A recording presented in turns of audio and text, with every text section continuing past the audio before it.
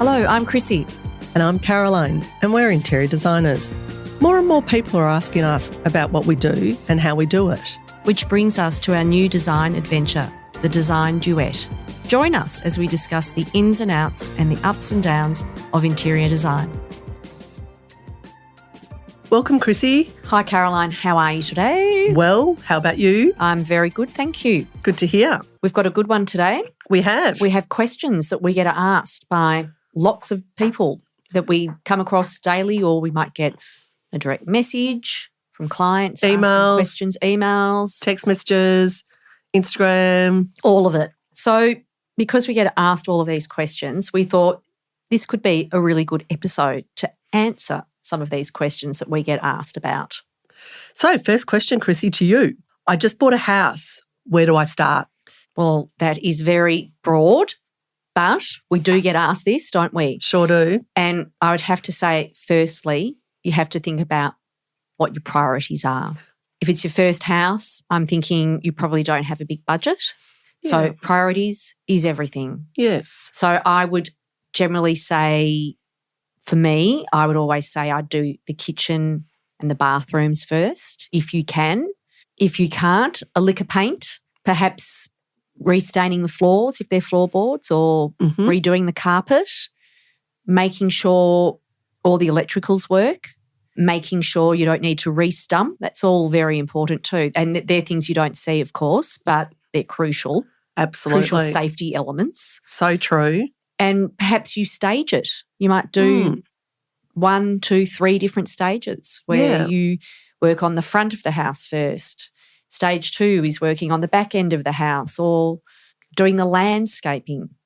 Yeah, because often that sort of question is asked by someone who's maybe a young person just coming to the market. So we would say to them, let's talk about where your priorities lie, because some people might say, look, you can be in our equation, but we need to know, can you please give us a guesstimate about how long it's going to take you to help us? Yes. And that's fine. But if you're doing it by yourself, DIY is massive now. Yes. And, having a person or a group of friends or family members who can help you out in this area is ideal. So, for example, the painting, like you talked about, if you've got someone who can give you a hand over a couple of days, or in the garden, doing the floorboards. That's it. Or whatever room you want to put your priority into. I mean, we could come in and do a consultation and tell you what we think is the priority. Exactly, as part of the bigger plan. That's right. And then you just chip away as you go. That's right. And we've all been there. We've all been there.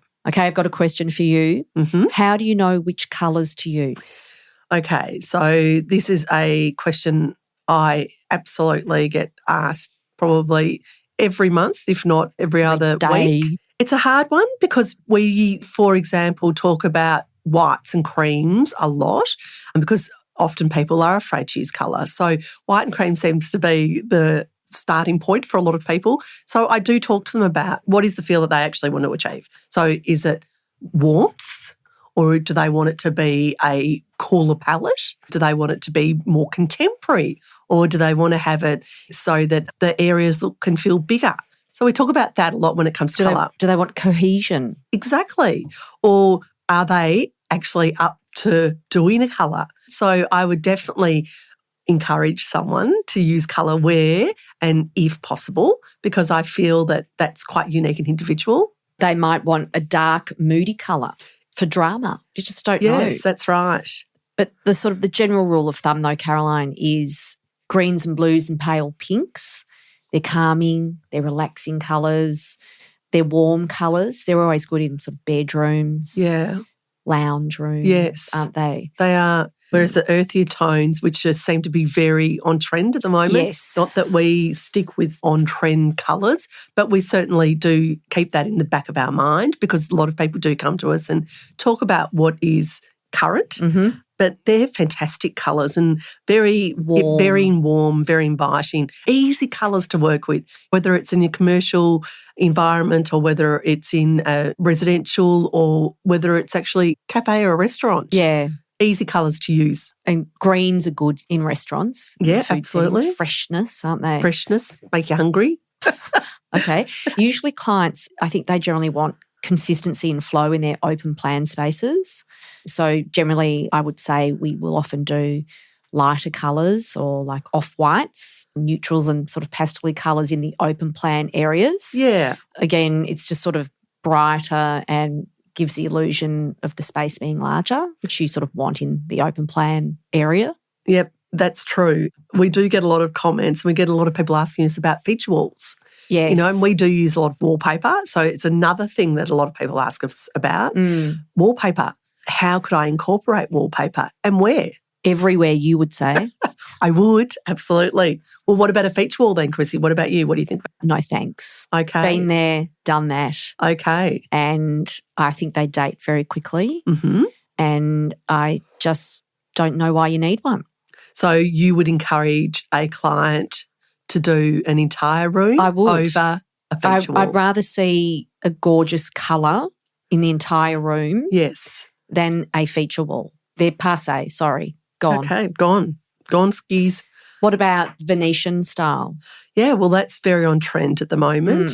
And I love the look It's somewhere. gorgeous, yeah. I definitely feel it adds a lot of luxury Yes. when done well. Yes, and the whole area, not just Again, not a feature wall. Please. Yes. Please, people. I feel like don't do it. I feel like if it's done well, because there is certainly different levels. Yes. So it's a beautiful effect, quite European. Yeah. Definitely European. Okay, next question.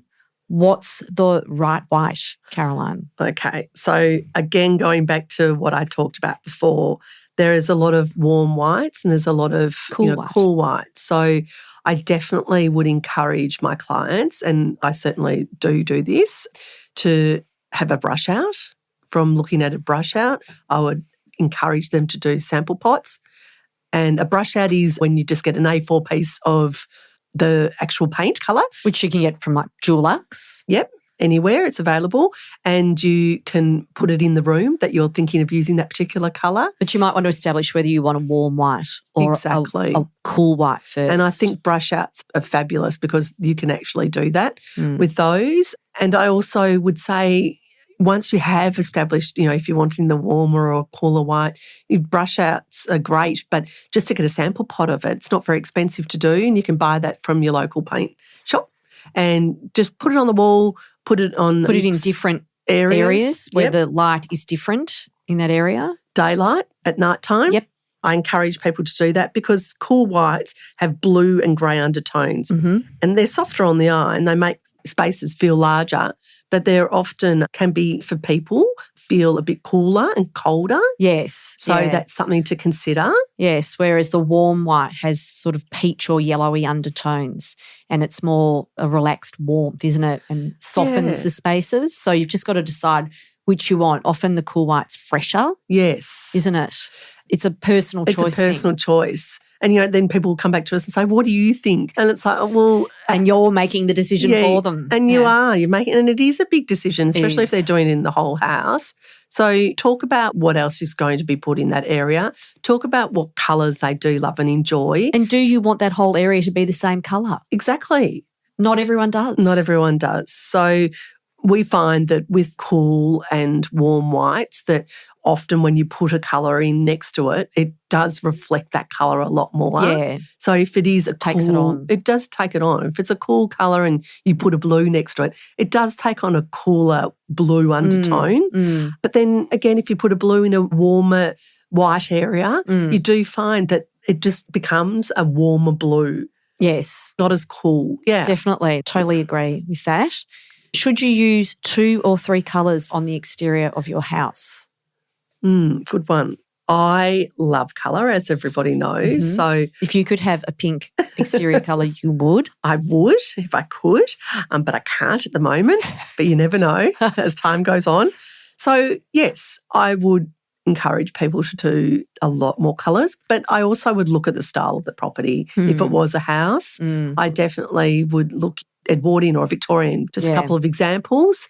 They can absolutely take 3 colours or more. Well, they're more detailed. They are. So more ornate. You can pick out trims. You can pick out areas and spots that could take on another colour, where a deeper colour and a lighter colour as a contrast, and then do another colour in between. Yeah. Whereas, like, let's say the brick clinker, you're going to have the brick colour and then one other colour. Exactly. Literally, aren't you? Yeah, definitely. But there is the rule, Caroline, the 60-30-10 rule, which the 60% is the main colour, let's say the walls. Yes. The 30% of the colour is your secondary colour, and the 10% is an accent colour. So a lot of people follow this rule on any style of house. Yes, and I think that's talked about a lot. I think it's very common, that breakdown. But you don't have to use it, as we were just saying. No, absolutely not. Might depend on the style of the house. Yeah.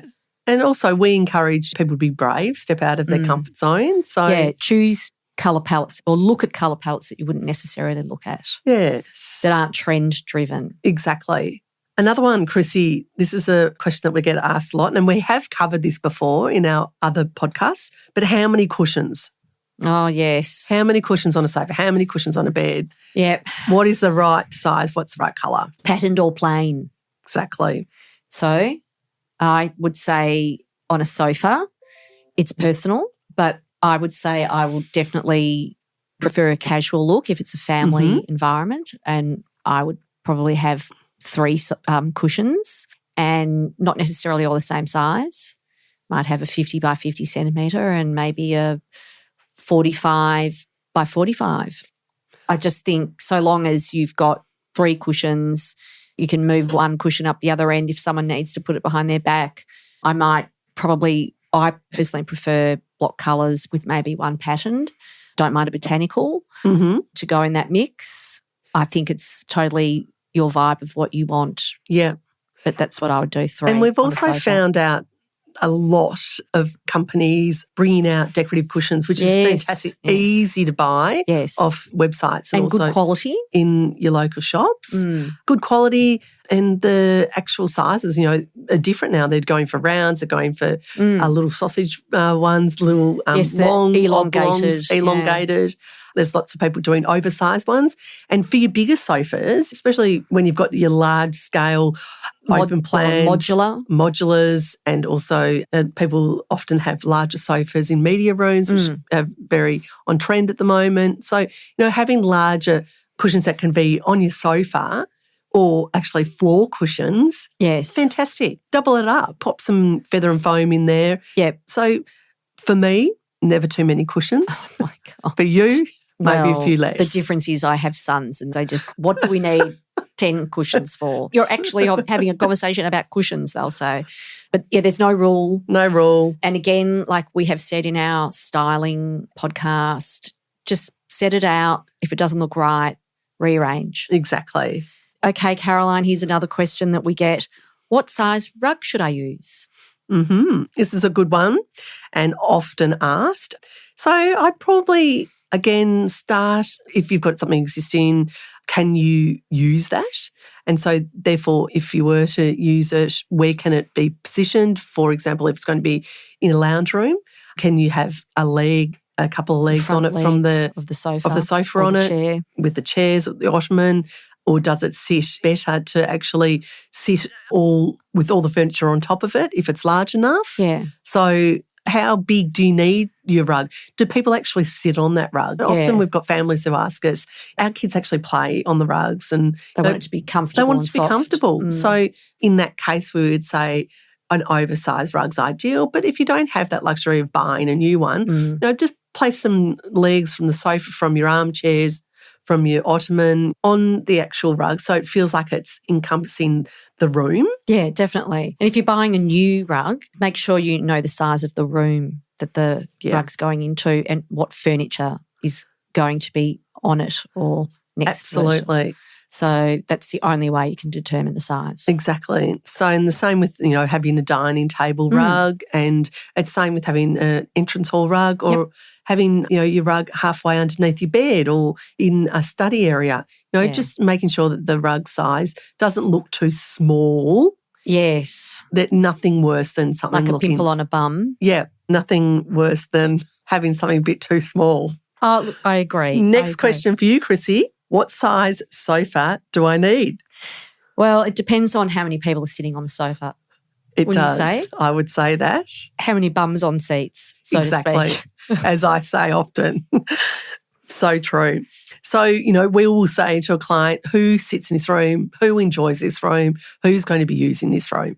Definitely. And from there, that's probably how it dictates what. Well, so if you've got a family of 4, you'd probably have 2, 3 to 4 seater sofas. Yeah. Because you probably find 2 will sit on one, 2 will sit on the other. Yeah. Or you might even mix it up and have 2 armchairs and a 3-seater. That's it. And if you've got a small space, you might just have 2 seaters. Yeah. Or you might have an L-shaped sofa. Exactly. It depends how many people. It depends on how many people are sitting on those sofas. Here's a good one. Help. I bought a sofa before measuring the space it's going into and doesn't fit. What should I do? Uh-oh. This does happen a lot.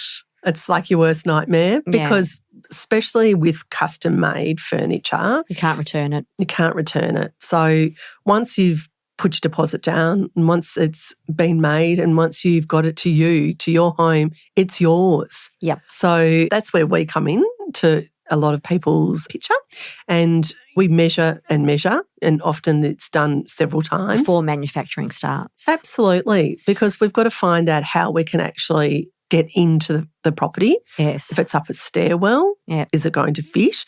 What about getting it through a garage, getting it through the front door? What about going into an apartment up 7 levels? Exactly. So that is something that you've got to consider. If you are stuck with this sofa that doesn't fit, you could try taking the legs off to see if you can manoeuvre it through the doorway or trying it obviously on an angle. Yeah, your delivery guys generally are very They'll give good, it their best shot. But I can't tell you how many times we've had to measure up. And there has been times, especially recent times, that we've actually said to the manufacturer, before we actually purchase this piece, we need your company to come out and actually measure up the stairwell because we can see it and we know and have given you the measurements, but we're just not 100% sure. So instead of going ahead with that very expensive piece, dining table and also beds, yes, that's a massive one, and also your sofas, we need to know if it's actually going to fit round the corner of the stairwell or otherwise, because it's a very expensive project to get it over a balcony. I've had to measure up a service lift before just to make sure we could fit the sofa in the service lift. Well, they're often not big, are they? That's right. How many times have we got to go on and just think, oh, you're joking. Yes, it looks so much smaller. So making sure with that question, what's the measurement of that actual sofa is very important. It's crucial.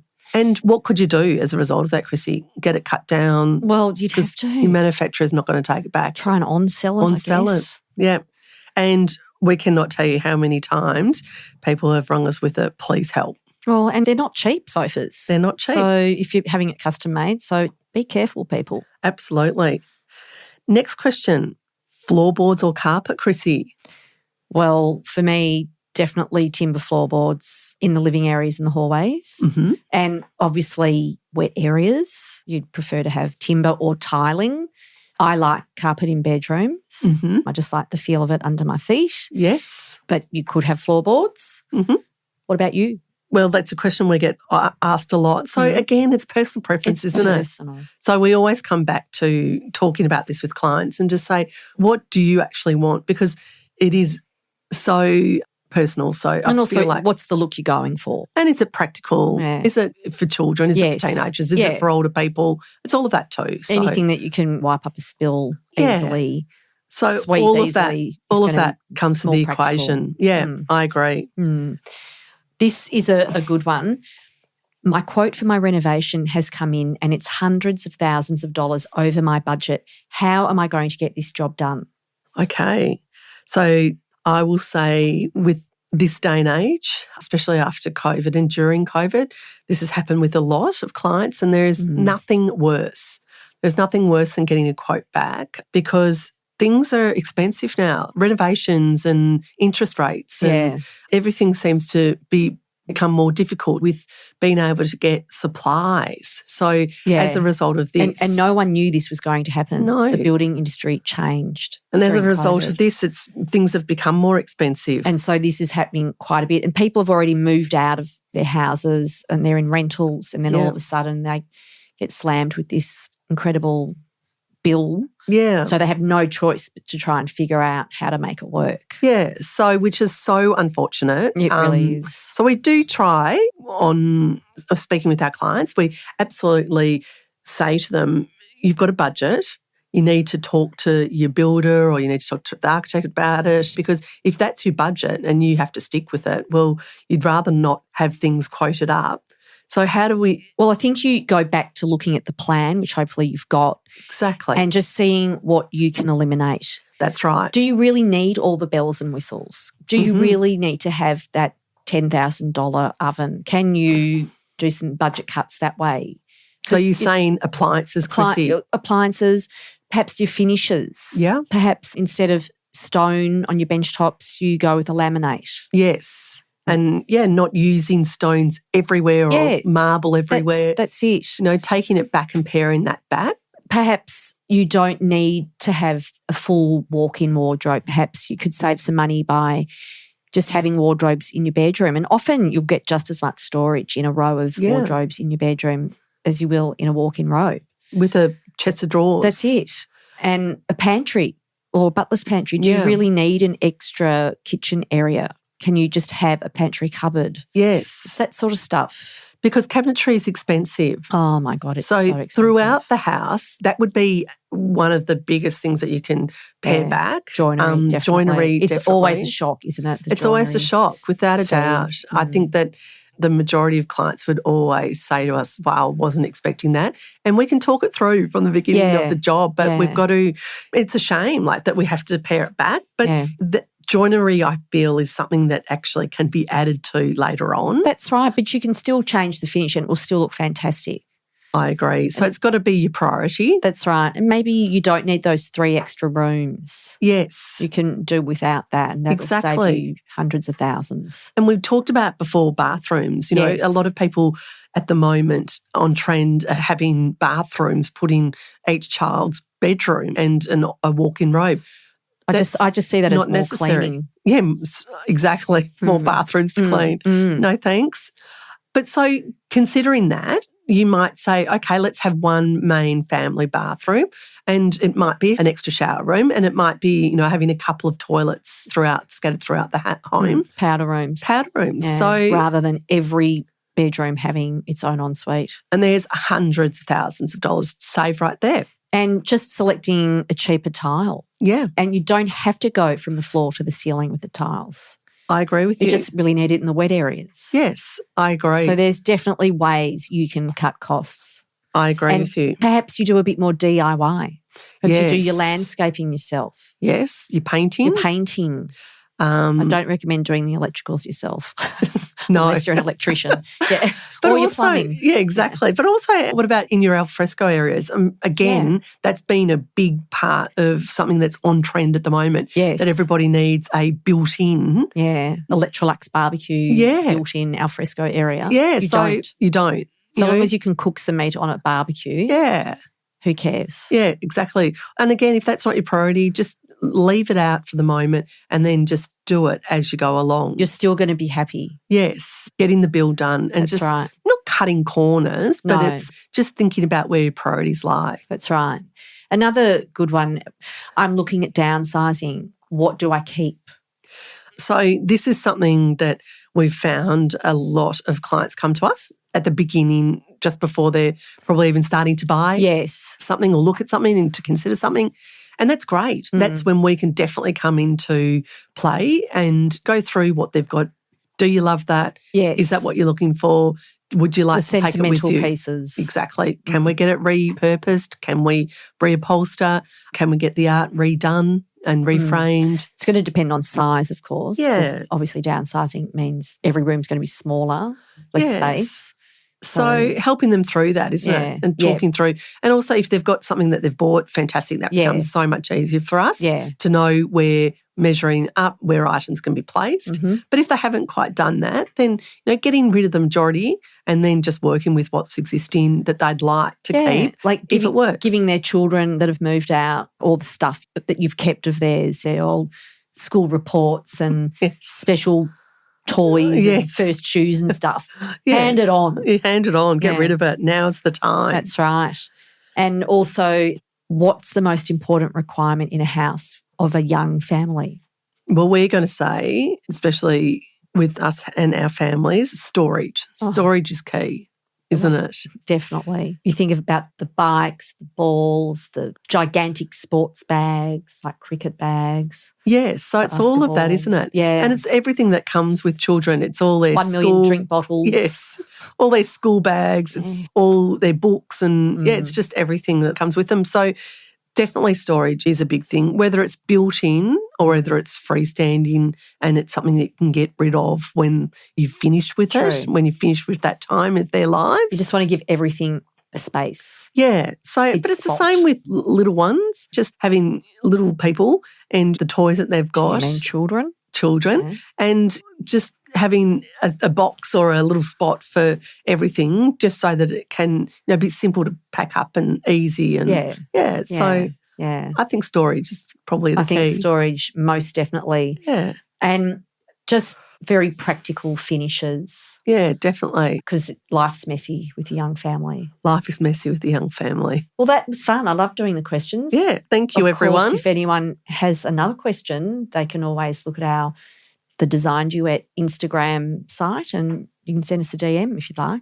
Yeah, thank you. Thank you. Bye. See you next time. Bye. So here we are, wrapping up 2023.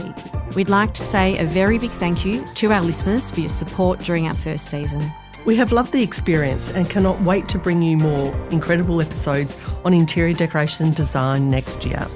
We hope you have a wonderful, great holiday period. And until next time, Happy Christmas. Happy Christmas.